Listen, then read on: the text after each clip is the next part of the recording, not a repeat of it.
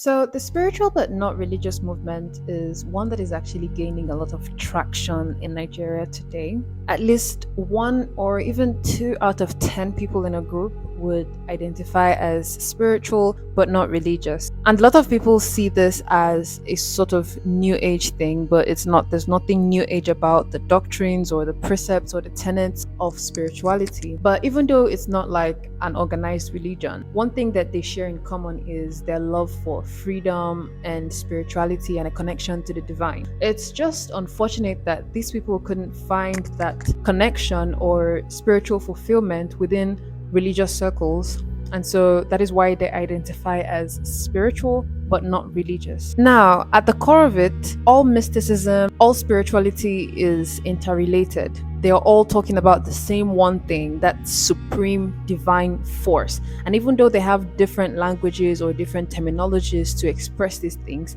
the ideas are still the same. Which is why I'm of the belief that you don't have to identify with any particular religion to be able to connect to source. You don't have to hold the belief that it is either my way or the highway, or that my way is the only way to reach God or to reach the source. Because within each and every one of these religious or spiritual paths and traditions, there is truth in every one of these religious and spiritual paths. And that's why you find people who are omnists and believe that there is truth to be found in every religion. It's basically the same truth or the same spiritual essence, because they're all speaking about the same source, the same divine source or divine essence. Now, like I said, their interpretations of it might be different because, okay, using me for example, whereas other people are religious and they believe in God as a conscious being who is directing the affairs of men on earth, I am spiritual and I believe in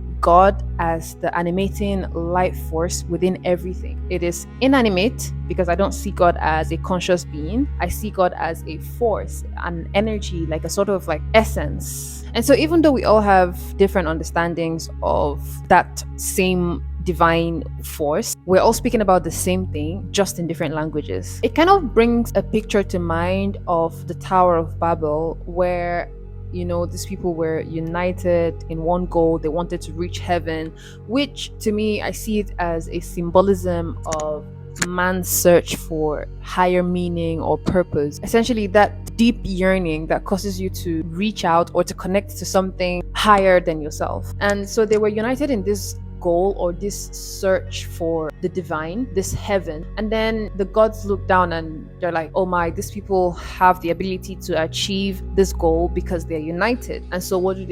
They change their language. So where it was once a universe that's one song, one verse, one language, it now becomes multiple and diverse. And one thing I've learned on my spiritual journey is that multiplicity or separation is actually an illusion, because each part is still connected to the whole. Each part is still a part of the whole. It's sort of like a fractal, or like a hologram, where each part has essentially the same essence as the whole. You know how they say like the microcosm is like the macrocosm, as above so below, as within so without. So each part of this same whole carries the same essence of the whole. No matter how big, no matter how small, it's able to replicate itself in the same form in everything. And that's kind of like how I picture it, like all these multiple things that exist in creation still being the same one thing, the same one essence. And that one essence being this God, or this idea of God that we have. And like this God is like the oversoul, or the overlord, that's the whole, right? And then the rest, the parts of it being us, as in humans, animals, or different forms of expressions through which this one being or this one essence is able to experience itself.